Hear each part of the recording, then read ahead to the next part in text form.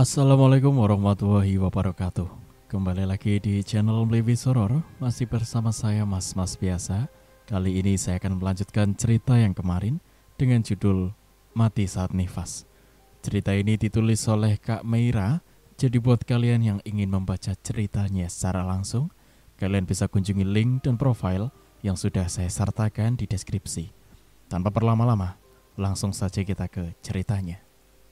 Ayah, coba dobrak saja. Tanpa menjawab, ayah mendorong pintu dan langsung mendobraknya. Sania. Ibu menghampirinya dengan sedikit berlari. Sania, kamu kenapa? Sania mendongak dengan wajah sembab. Namun aku hanya membuang muka setelah menatapnya sekilas. Rasa amarah dan ingin bertanya kepadanya, aku tahan. Karena aku akan mencari tahu sendiri kebenarannya. Tidak apa, Bu. Sania hanya melihat kecoa. Paparnya menatap wajah ibu.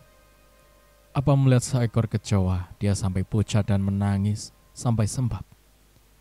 Kecoa, kataku. Iya, kecoa. Aku takut sama kecoa. Kilahnya yang membuat aku sama sekali tidak percaya. Seperti alasan yang kurang etis bagiku. Aku tahu orang yang takut dengan hewan itu seperti apa.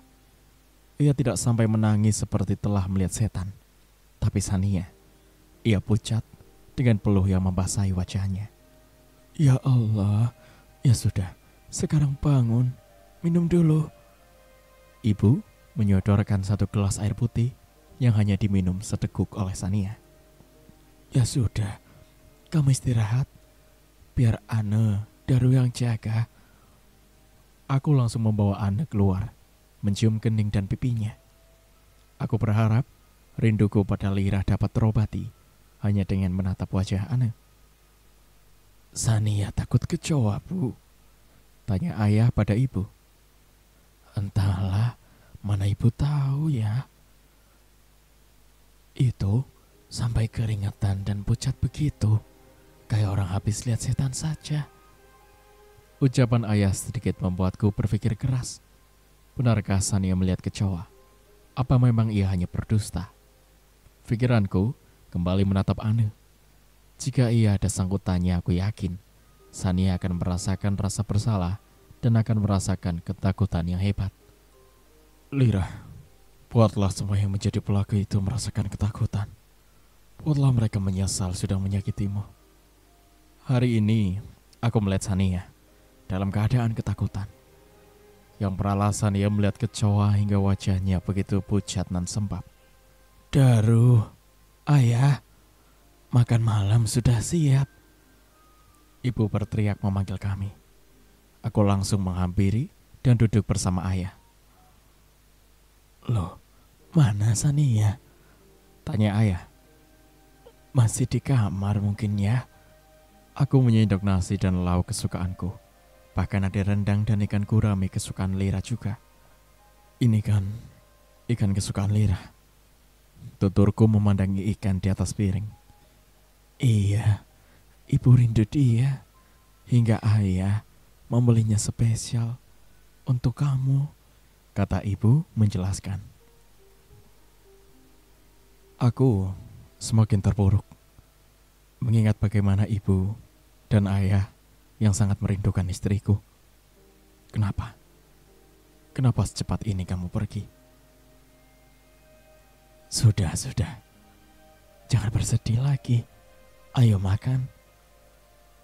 Aku langsung menyuapi mulut ini dengan nasi, dengan kelopak yang memanas karena menahan kenangan yang menganak di sana.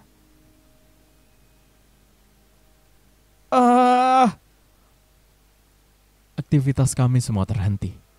Teriakan Sania terdengar kembali mengganggu waktu makan kami bersama. Ada apa lagi sih dia? Desisku sambil kulempar sendok yang kupegang. Ibu menatap ayah heran. Ini kedua kalinya ia berteriak dan mengganggu waktu bersama kami. Ayo lihat, Bu, ajak ayah yang langsung melenggang dari meja makan. Aku mengekor di belakang. Karena memang aku malas untuk bertemu, apalagi melihat wajahnya.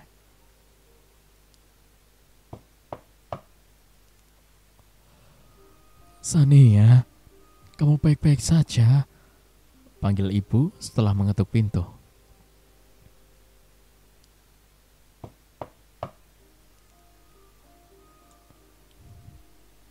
Beberapa saat tidak ada jawaban. Ibu sampai berkali-kali mengetuk pintu kamar Sania. Pintu terbuka. Perlahan Sania keluar dengan wajah yang sama. Pucat. Itu yang kulihat. Semakin besar rasa curigaku di hatiku. Aku yakin ia tengah merasakan sesuatu. Maaf, tadi. Tidak apa. Lebih baik sekarang kita makan. Setelah ibu, ia mengerti pasti Sania akan mengatakan hal yang sama. Sehingga dengan cepat, ibu memotong ucapannya. Dan aku pun malas mendengar perkataannya yang menurutku tidak masuk akal. Aku beranjak, meninggalkan semua ke meja makan duluan. Yang langsung ayah ikuti, dan kami langsung meneruskan acara makan malam yang tertunda karena Sania. Saat makan hanya suara denting sendok dan piring yang menjadi penghilang kesunyian. Tidak ada pembicaraan antara kami. Namun setelah makan, aku yang hendak pergi ditahan oleh ibu. Daru, tunggu. Ibu ingin bicara. Ucapnya menahan lenganku. Bicara apa? Daru, apa kamu sudah memikirkan tentang pernikahan kamu dengan Sania? Ucapnya dengan melempar pandangan padaku dan Sania. Sania terpaku. Apakah ia berpura-pura kaget atau dusta belaka? Ibu, apa yang ibu katakan? Ucapnya menyelah perkataan ibu. Maaf Sania, tapi ibu memikirkan Ane. Ibu pikir kamu harus menggantikan ibunya. Ia sangat memerlukan sosok ibu. Tidak, sudah aku katakan. Sampai kapanpun, aku tidak akan menikahi Sania. Aku tidak mencintainya. Bahkan sedikit rasa untuknya pun tidak akan aku berikan. Daru, pikirkan Ane. Kamu lihat dia. Lihat dia, Daru. Ibu menunjuk Ane yang duduk di pangkuan Sania. Ia memainkan jarinya. Bayi kecil yang baru saja berumur 4 bulan itu harus merasakan kehilangan sosok ibu.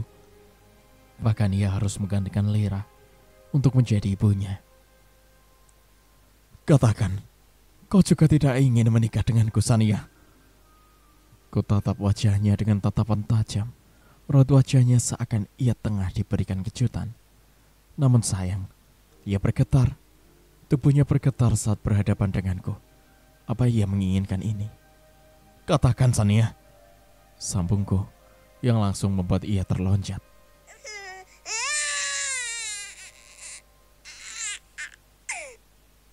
Sayang, maaf. Liris Sania mencoba menenangkan Ane. Ia langsung pergi tanpa menjawab pertanyaanku. Lihatlah, ia begitu menyayangi Ane. Pikirkan anak kamu juga. Aku berpikir keras untuk permintaan ibu. Namun memang putriku membutuhkan sosok ibu. Ia masih memerlukan kasih sayang Lira yang tidak ia dapatkan. Baiklah, aku akan menikahinya. Tapi bukan untuk menjadi istriku. Dia hanya pengasuh Ane. Tegasku pada ibu. Tapi Daru, tidak ada tapi. Hanya itu yang bisa kulakukan. Aku pergi meninggalkan ibu dan ayah. Kini tujuanku menikahinya hanya karena satu alasan. Aku akan mencari tahu, benarkah Sania adalah wanita yang bersama-sama dengan para 7 pria tersebut. Kurebahkan tubuhku. Rasa letih dan lelah menyentuh tubuhku. Meski mata tidak ingin terpejam, ku tatap langit-langit yang terang remang karena lampu yang tak kunyalakan.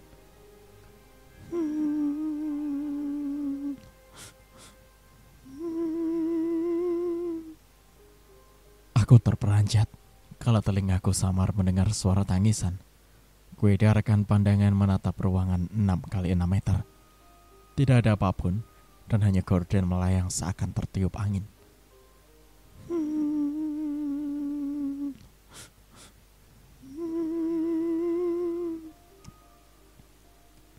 Suara tangisan semakin menyayat.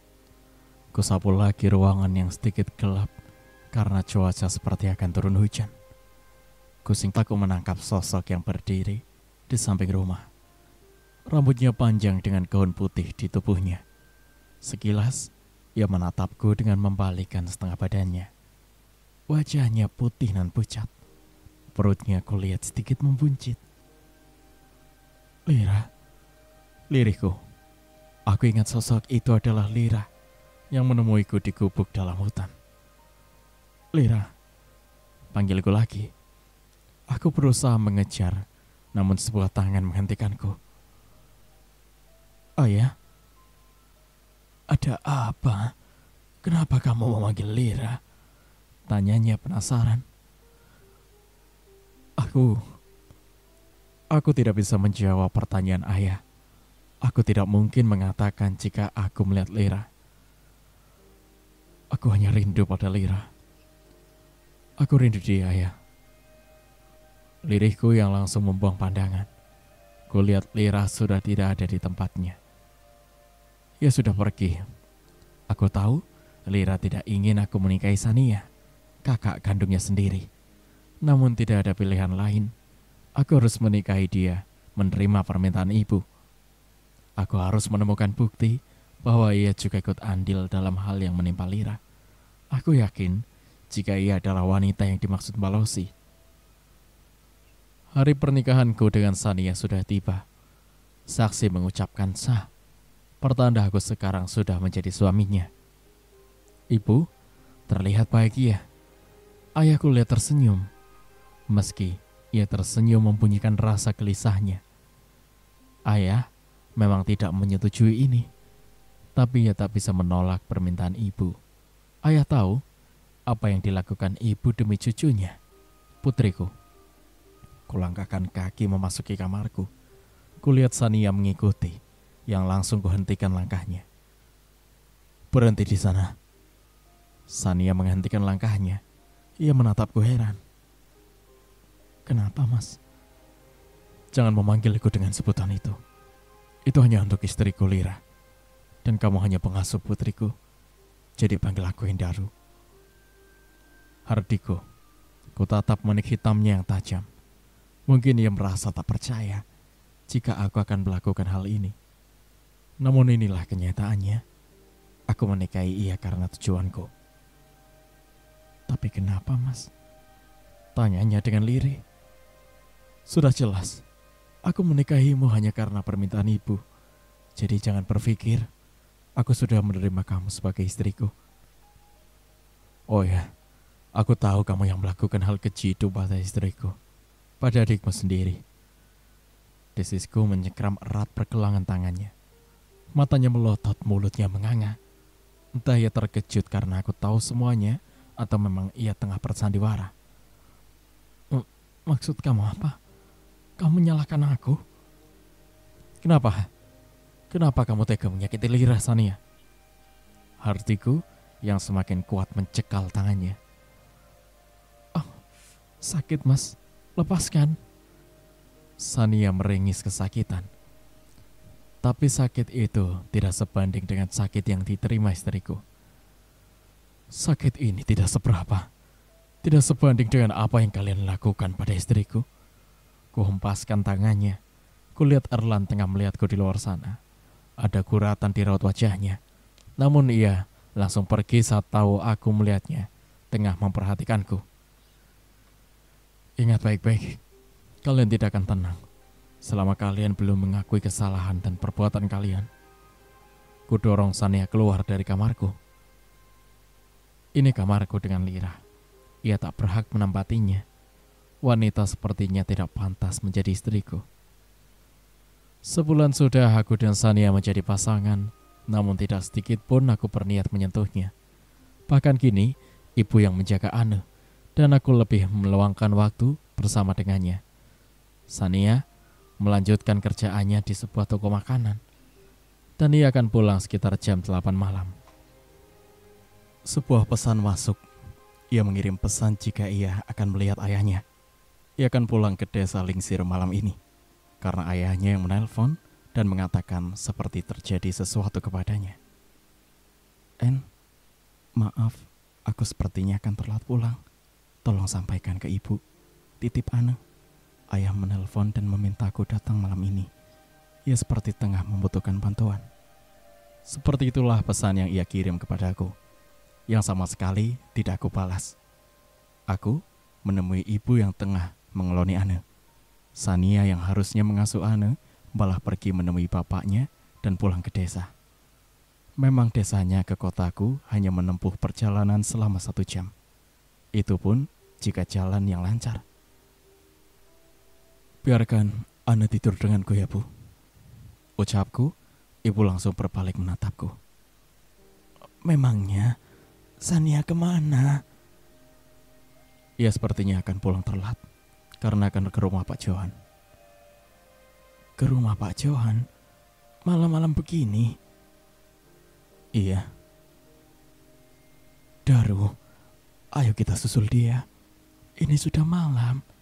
Nanti kalau terjadi sesuatu kepada Sania, bagaimana? Pinta ibu dengan perasaan khawatir.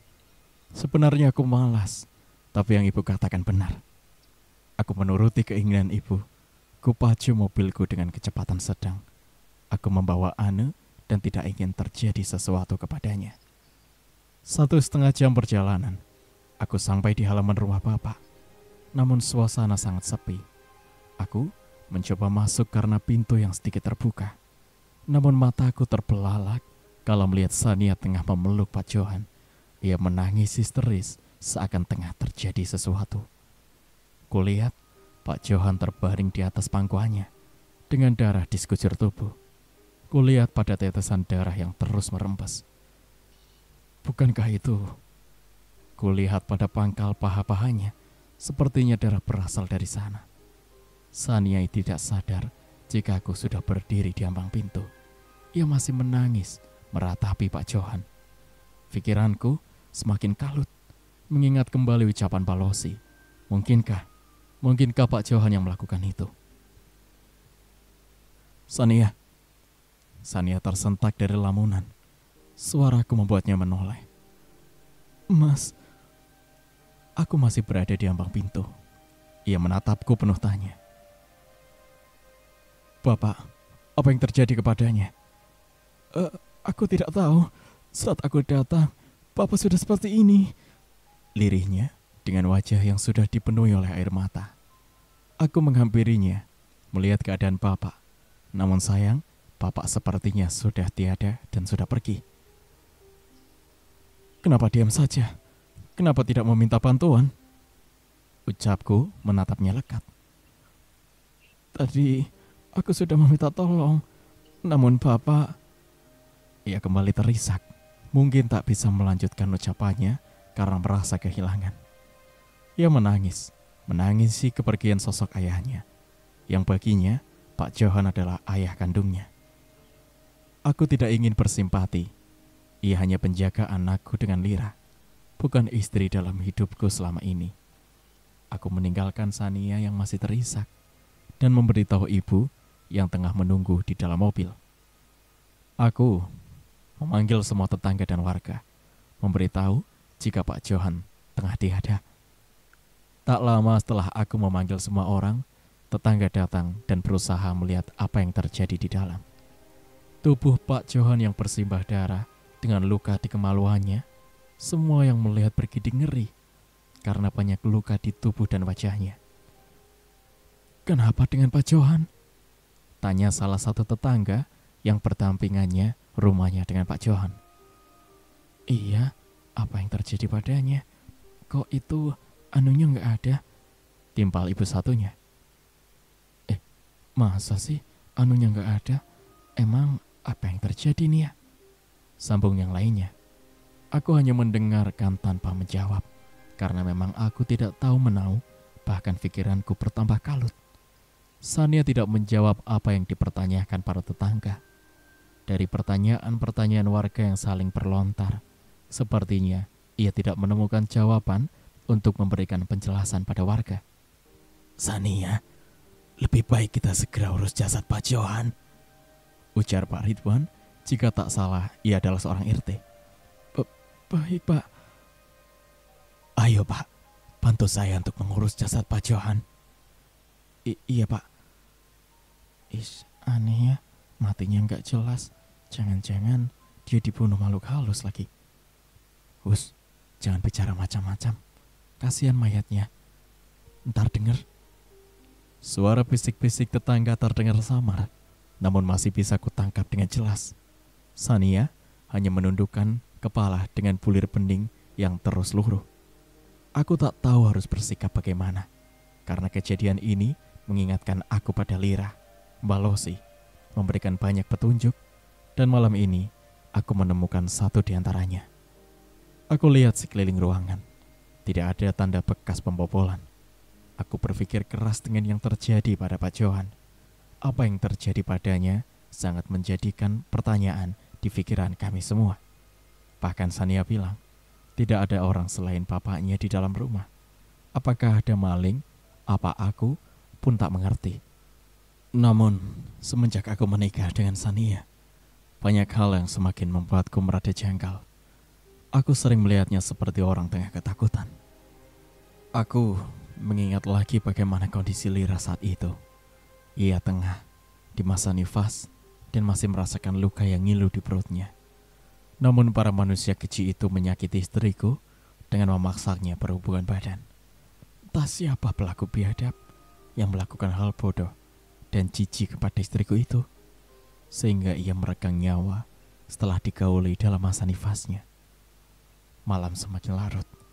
Para pelayat semakin banyak yang berdatangan. Aku dan ibu hanya menunggu bersama warga lainnya.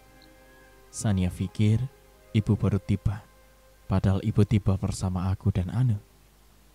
Suara petir menyambar begitu keras.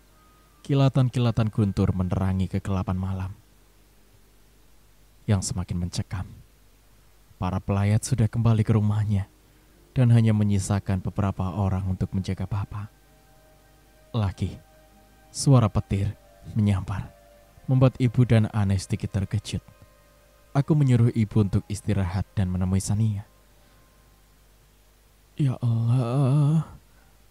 Aku yang mengikuti langkah ibu merasa heran karena Sania tengah berdiri menatap jendela. Raut wajahnya tegang seperti tengah melihat sesuatu. Sania.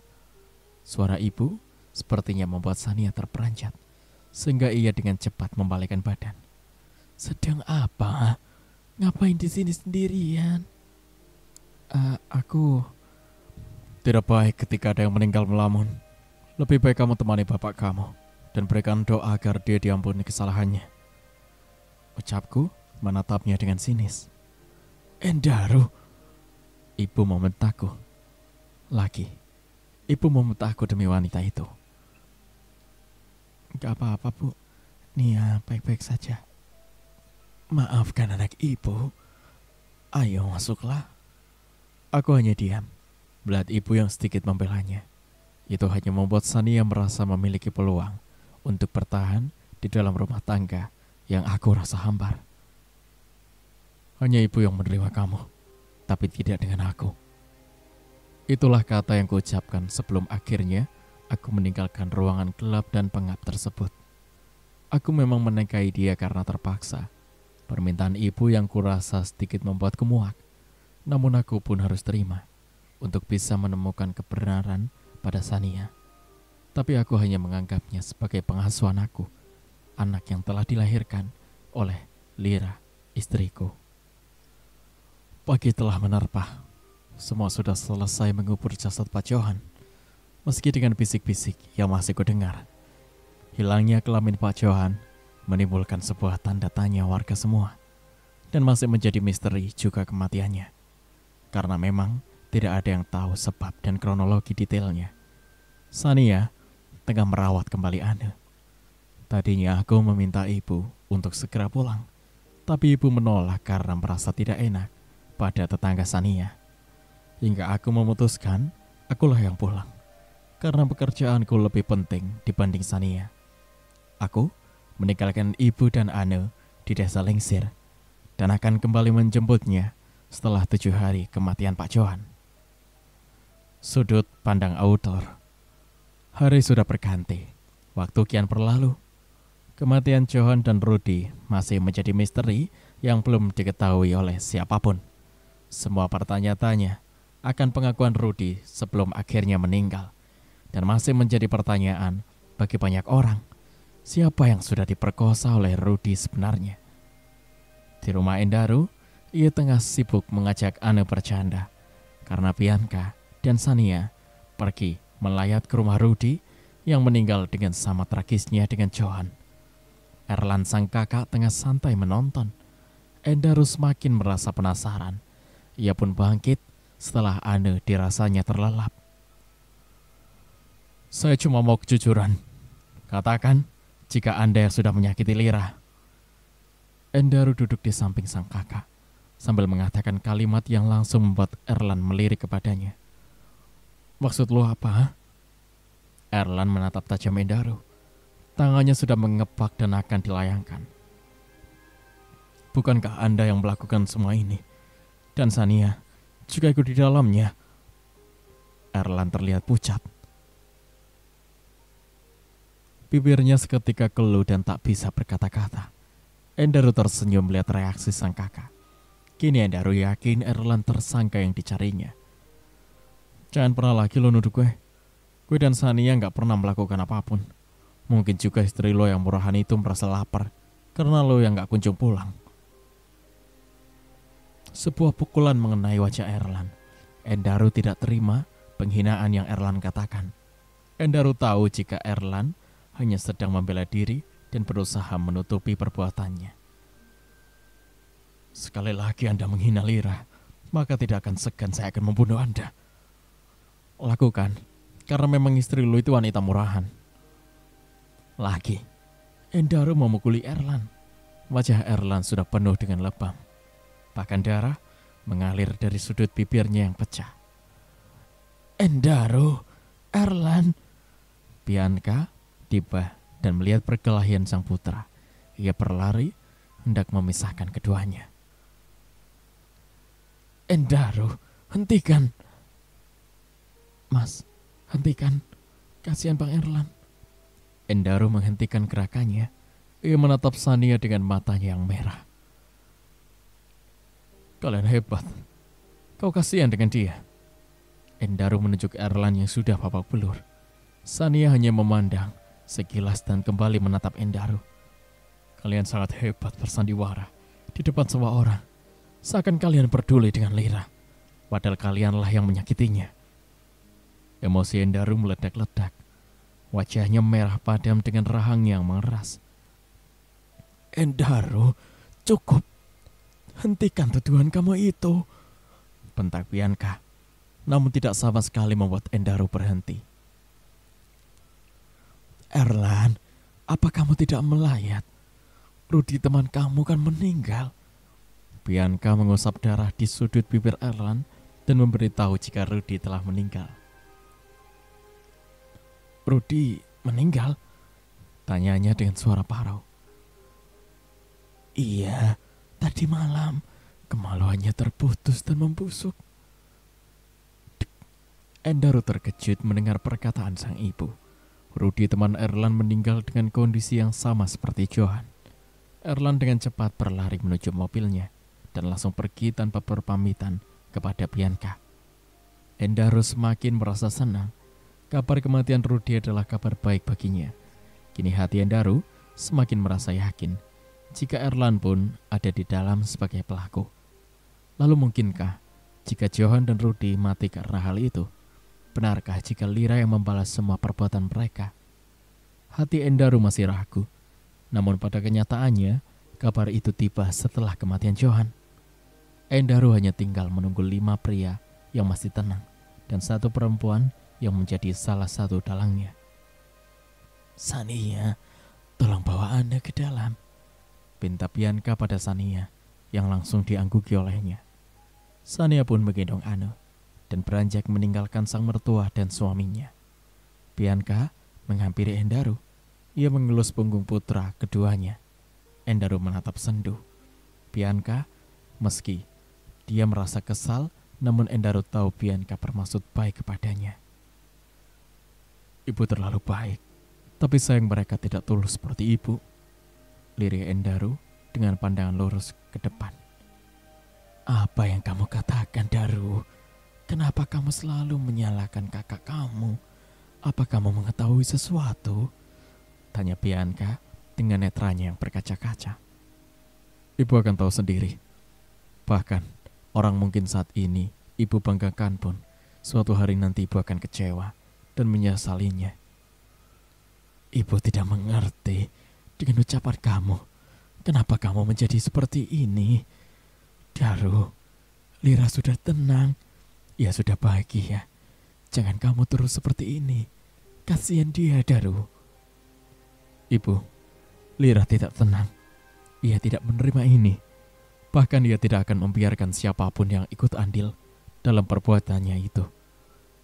2 orang sudah kita lihat kematiannya. Hanya tinggal menunggu waktu lagi kabar yang akan kita dapat. Bianca bergeming. Tidak tahu apa maksud dari ucapan putranya. Ia hanya diam dalam pikirannya yang bertanya-tanya. Maafkan Daru, Bu. Tapi Daru tidak menerima kepergian Lira. Saat ini, Daru hanya ingin menemukan pelaku yang sudah membuat istriku meregang nyawa. Endaru melinggang pergi dengan amarah yang ditahannya. Ia harus mendapatkan kabar tentang kematian sang mertua dan sahabat kakaknya. Bianca menatap Endaru hingga tidak lagi terlihat karena terhalang dinding. Bianca merasakan kekhawatiran yang begitu besar. Sikap Endaru semakin berubah dan tidak lagi seperti biasanya. Sania. Bianca menuju kamar Sania dan Anne. Namun langkahnya terhenti kala Bianca melihat Sania berdiri menatap jendela. Terlihat tangan Sania yang menegang, seakan ia tengah menahan sebuah kekesalan. Sania menoleh melihat Bianca berada di kamarnya. Ia dengan cepat menghapus jejak bulir bening di kedua pipinya. Maafkan Endaru, lirih Bianca dengan netra yang berkaca-kaca. Tidak, Mas Endaru tidak salah. Harusnya memang Nia tidak menerima tawaran ibu untuk menikah dengannya. Sania, ibu melakukan ini demi Anne. Kamu begitu menyayangi dia. Bahkan semenjak Lira tidak ada, kamu mau rawatnya dengan baik. Tapi seharusnya pernikahan ini tidak terjadi, Bu. Mas Daru sama sekali tidak menganggap Nia sebagai istrinya. Nia hanya pengasuh Anne bagi Mas Endaru. Bianca terdiam. Ia menyesali keputusannya karena sudah membuat Sania kecewa. Endaru tidak bisa menerima pernikahan ini. Bianca pikir dengan seiring waktu, Endaru akan berubah dan bisa menerimanya. Sania meninggalkan Bianca, membawa Anne dalam gendongannya. Ia mencium pucuk kepala Anne bertubi-tubi. Entah mengapa, rasa sayangnya pada Anne amatlah besar. Meski ibu bukan ibu kamu, tapi ibu menyayangi kamu, sayang. Butiran cairan bening kembali luruh. Sania menangis sedan-sedan menatap Anne yang masih terlelap. Lan, Erlan. Suara seseorang membuat Sania terhenyak. Ia mengusap pipinya dengan kasar. Siapa sih? Pertama tidak sopan sekali, gerutu Bianca. Ibu keluar dulu, kamu istirahatlah, tuturnya yang langsung pergi dari kamar Sania. Bianca melihat beberapa pemuda. Rupanya teman-teman Erlan tengah menunggunya di halaman rumah. Permisi tante, apa Erlannya ada? Tanya seorang pemuda yang berpakaian acak-acakan. Erlan belum pulang. Ia melayat ke rumah Rudi. Oh iya Bima, kenapa kalian tidak ke rumah Rudi? Bukankah Rudi itu teman kalian? Tanya Bianca pada Bima. Sudah tante, tapi kami tidak bertemu Erlan di sana, saud Satria. Nah iya tante, makanya kami ke sini, sambung Bima. Bianca diam, mengingat bahwa Erlan yang langsung pergi saat tahu kematian Rudi.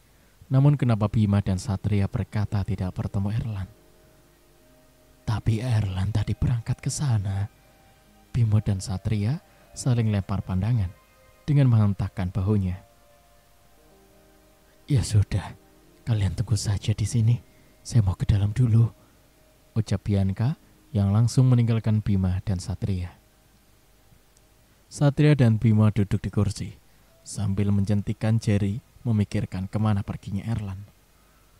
Bim, si Erlan tahu gak ya kalau kematian si Rudi itu aneh? Tanya Satria.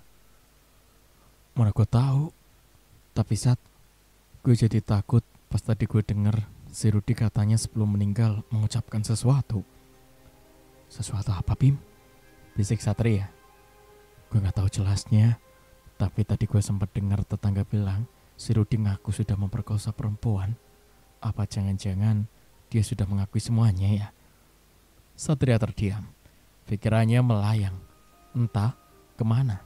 Karena dirinya pun tahu dan dengar jika Rudi mengakui itu pada warga.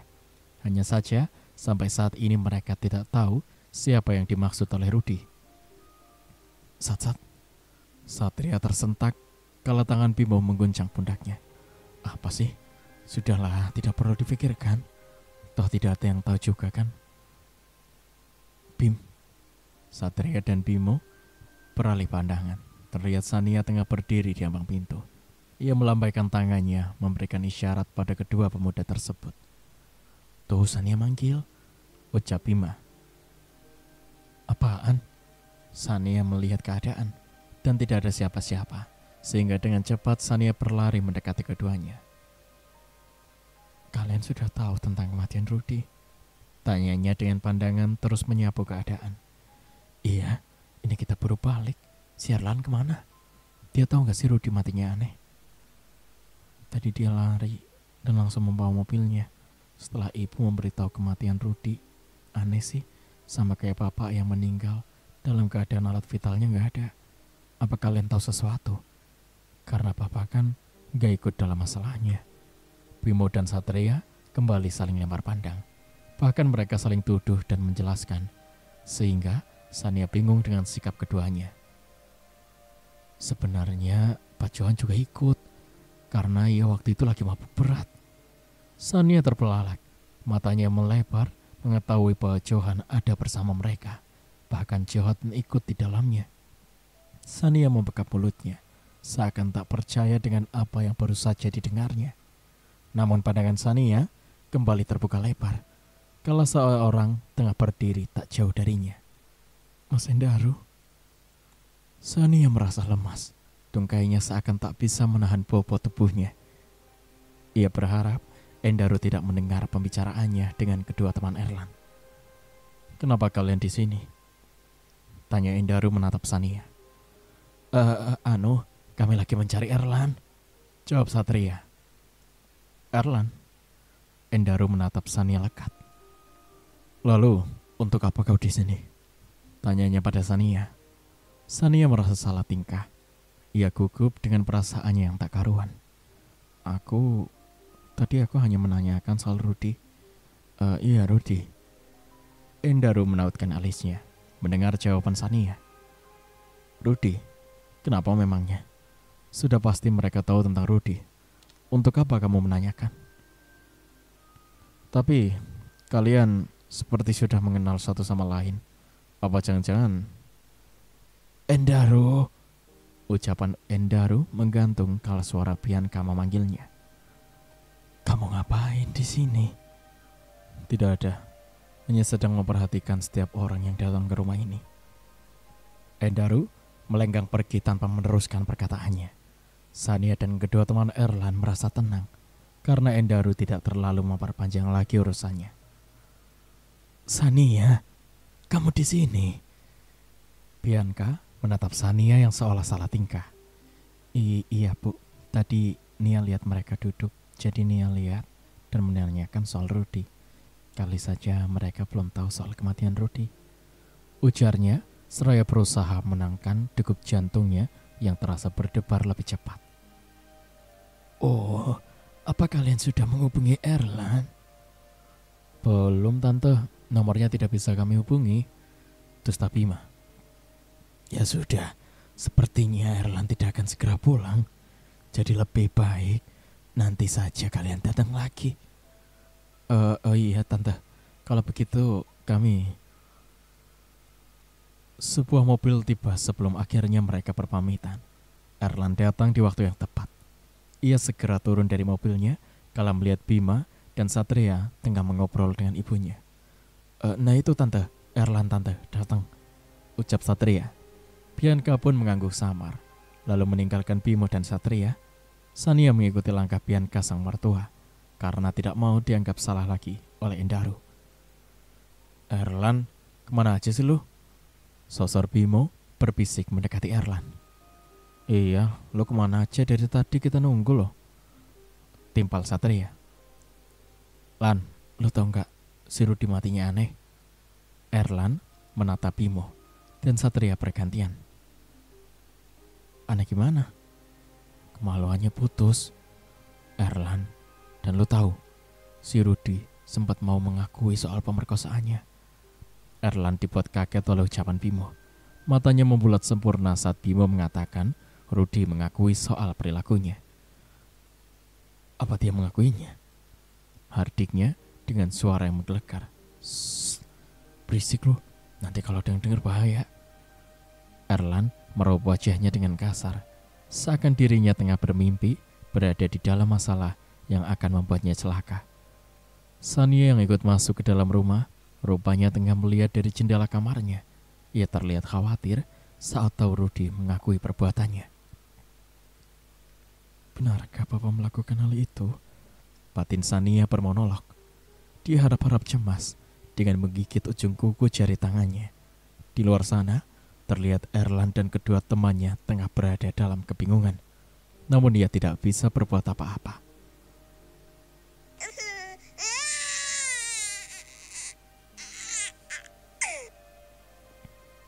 Sania tersentak kala mendengar suara tangisan Ane. Ia langsung merangkul dan menggendongnya. Maafin ibu sayang. Sania memeluk erat Ane, seperti ia tengah merasakan perasaan aneh di hatinya. Suara deru mobil terdengar. Mobil yang masuk dan keluar dari halaman rumah. Sania membawa Ane keluar kamar. Terlihat Anggara tengah menuju kamar dengan menyimpan tas kerjanya di atas sofa. Ternyata Erlan dan kedua temannya pergi bersamaan dengan pulangnya Anggara. Namun langkah Sania yang akan menuju sofa terhenti kala melihat sosok Endaru tengah duduk di sana. Ia hendak berbalik dan kembali ke kamarnya, namun langkahnya dihentikan oleh suara yang sepertinya tengah mengajaknya berbicara. Bagaimana perasaanmu saat tahu jika semua bajingan itu mati dengan cara yang tragis? Bagaimana jika saat waktunya tiba itu giliranmu? Sania bagaikan disengat listrik. Aliran darahnya terasa lebih berdesir. Entah apa maksud dari ucapan Endaru, tapi membuat jantungnya berdetak tak karuan. Tidak perlu berpura-pura. Aku mendengar perbicaraanmu. Endaru lagi-lagi berkata yang seakan membuat jantung Sania seakan loncat. Peluh sebesar biji jagung mulai membasahi wajahnya. Tubuh Sania gemetar memegangi Ane yang terus menggeliat. Apa maksudmu, En? Sania, seorang ipar yang kini menggantikan posisi adiknya, menjadi seorang istri juga ibu dari Endaru Prasetya. Kamu pikir aku akan diam saja dan menerima kematian Lira adikmu begitu saja? Tidak. Aku akan menemukan 7 pria dan 1 perempuan yang sudah melakukan hal menjijikan pada istriku. En, Lira adikku, kenapa kamu selalu menyalahkan aku atas kematian dan hal yang menimpanya? Aku juga menyayangi Lira, En. Tapi pada kenyataannya, kamu yang menginginkan semua itu. Katakan, kenapa kamu melakukan semua ini? Kenapa kamu menyakiti istriku? Endaru mencekal keras leher Sania. Sania berusaha berontak namun tangannya tengah menggendong Ane. Ia berusaha menahan sesak dan perih atas cekalan kasar Endaru. Katakan Sania, bentak Endaru yang membuat Sania semakin tergugu.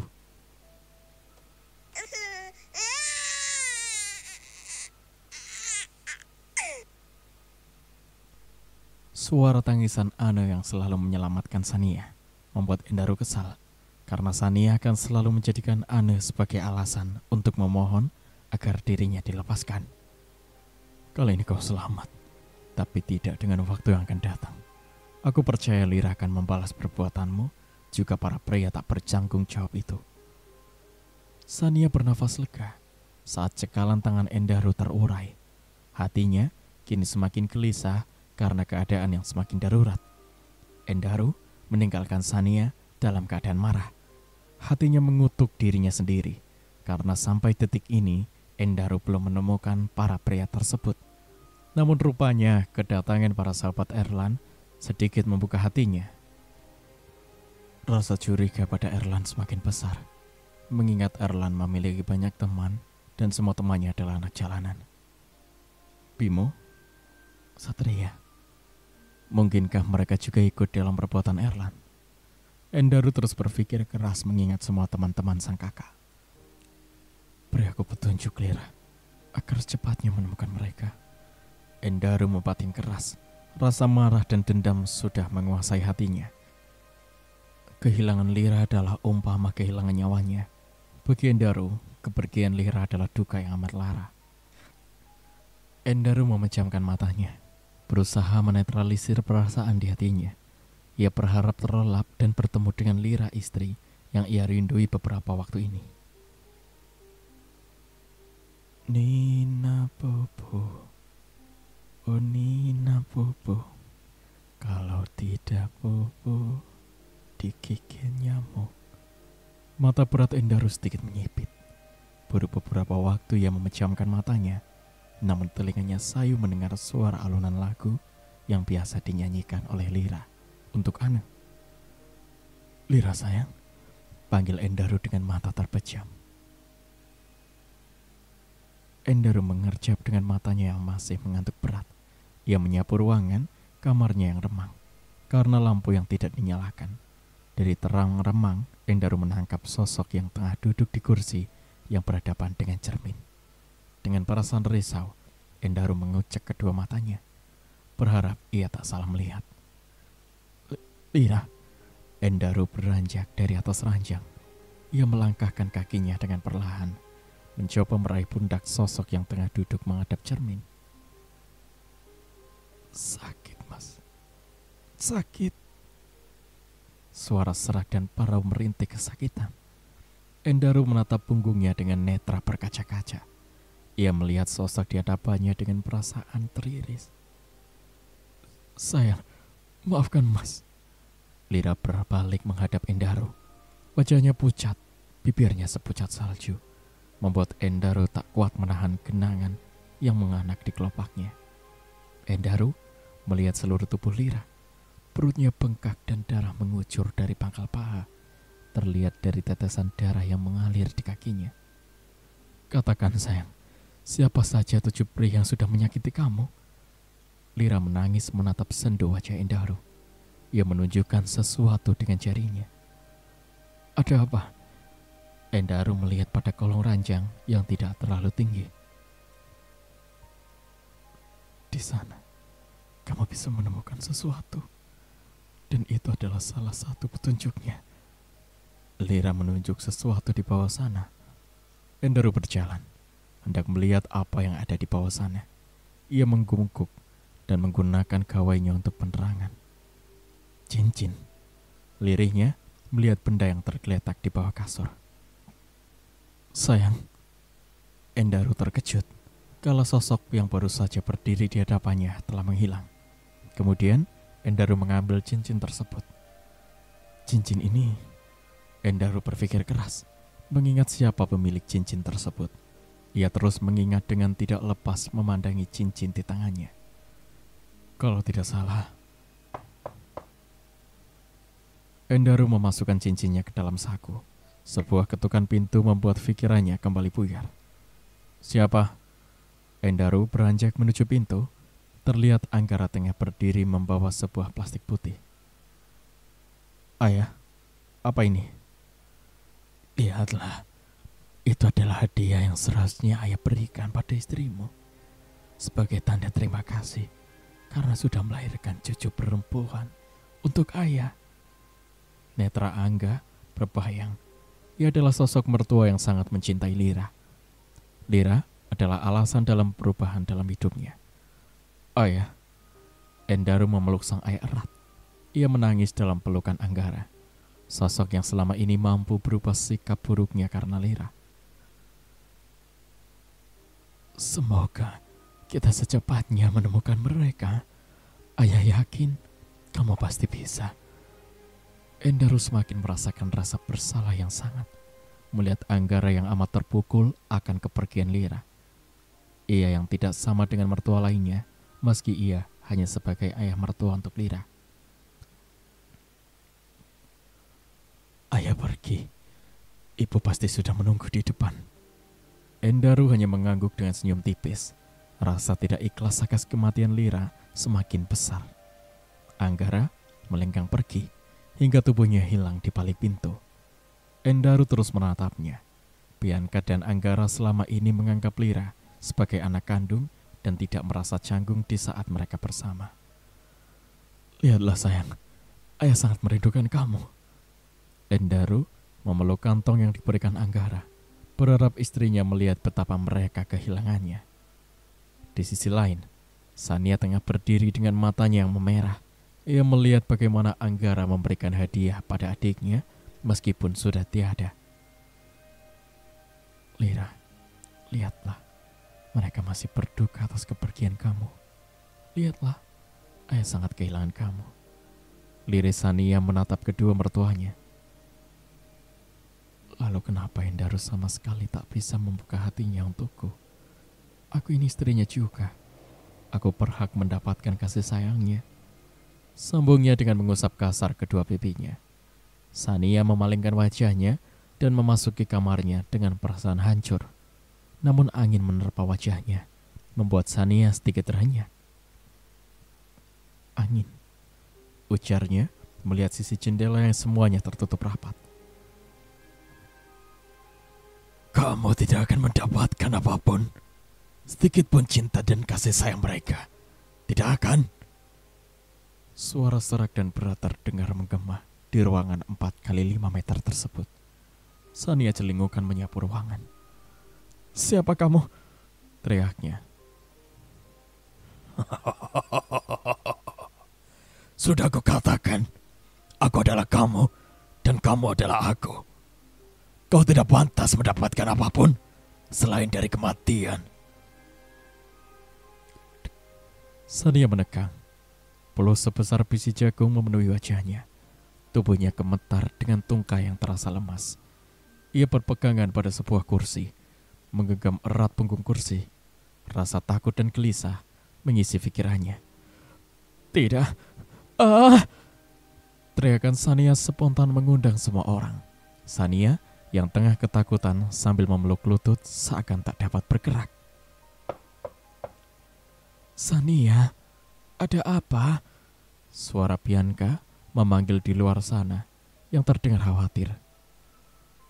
Namun Sania masih dalam keadaan syok, sehingga ia tidak sama sekali merespon panggilannya. Sania, suara Anggara terdengar ikut memanggilnya. Bianca dan Anggara terus menggedor pintu kamar Sania. Hingga akhirnya Sania berusaha bangkit dengan sisa tenaganya. Sania, ibu. Sania memeluk Bianca. Peluh membasahi wajahnya yang sembab dengan tangisan. Ada apa? Tadi ada suara orang, Bu. Lirihnya dengan terbata. Suara orang siapa? Enggak tahu, tapi tadi suaranya sangat jelas di dalam. Angga melirik pada istrinya, lalu berjalan melihat keadaan di dalam kamar. Suasana sepi dan tidak ada apapun. Bahkan tidak ada suara orang atau suara hewan sekalipun. Anggara kembali dari dalam kamar.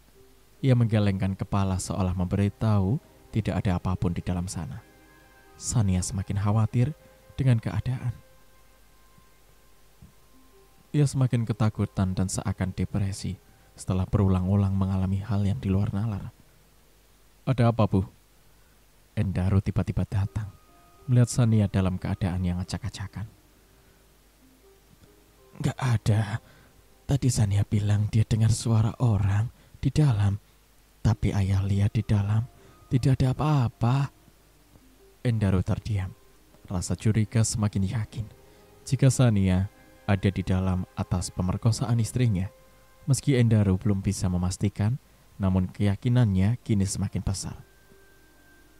Suara. Apa jangan-jangan Lira sudah mulai menghantuimu? Setelah ia membunuh Pak Johan dan kawannya Erlan. Sania semakin tegang. Matanya menatap manik hitam Endaru. Bianca dan Anggara saling lempar pandang yang kemudian menyela ucapan Endaru. Apa maksud kamu, Daru?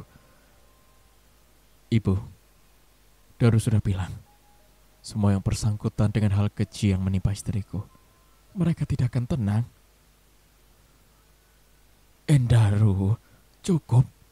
Sania ini kakak kandung Lira. Mana mungkin ia setega itu? Dan kamu, cukuplah keadaan ini membuat rumit. Jangan kamu tambah dengan tuduhan yang tidak jelas. Iya, Daru.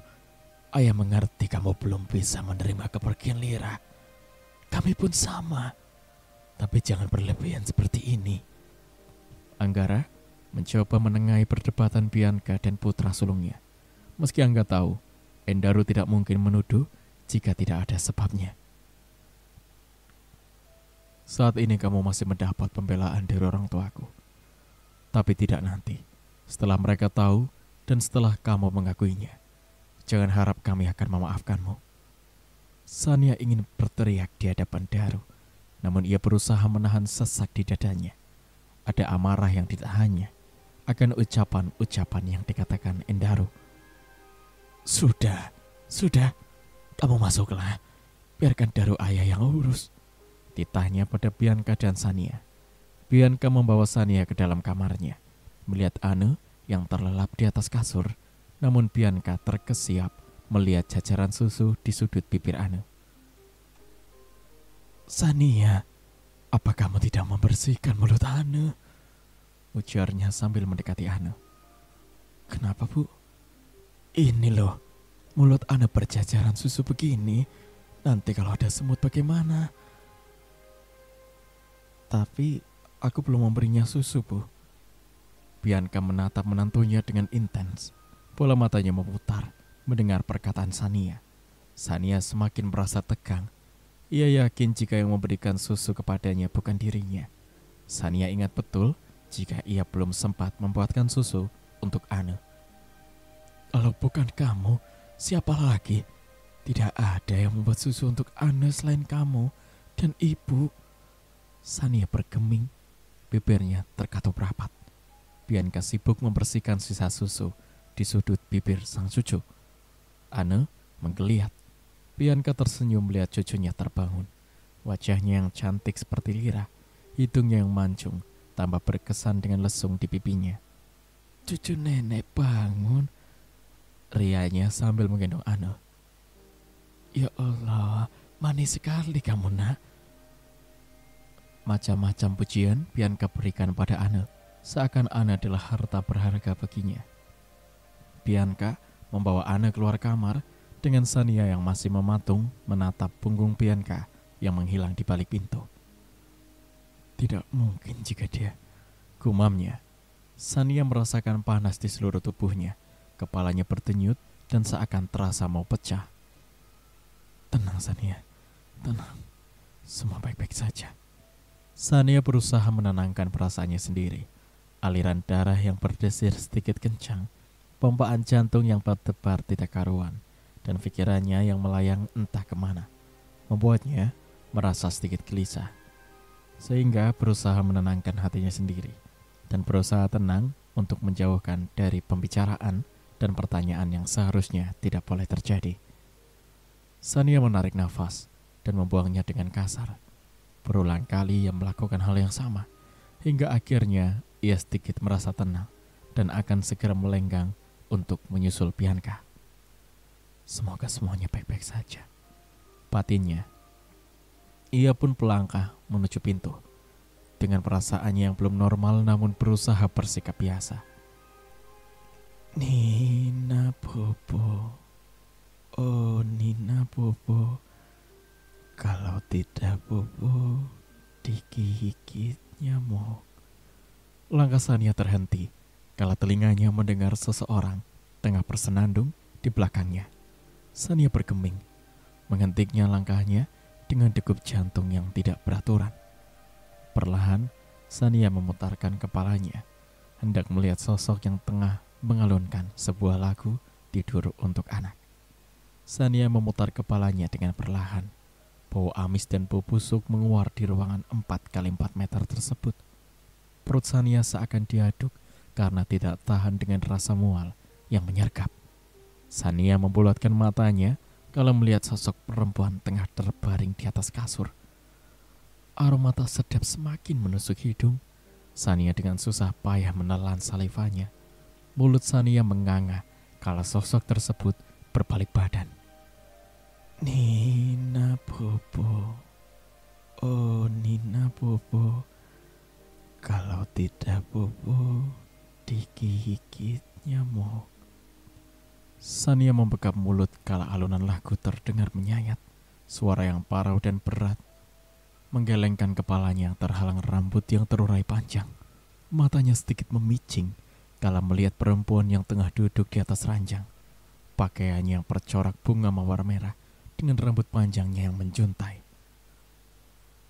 Cerita pun bersambung. Nantikan kelanjutan ceritanya di part berikutnya. Terima kasih. Wassalamualaikum warahmatullahi wabarakatuh.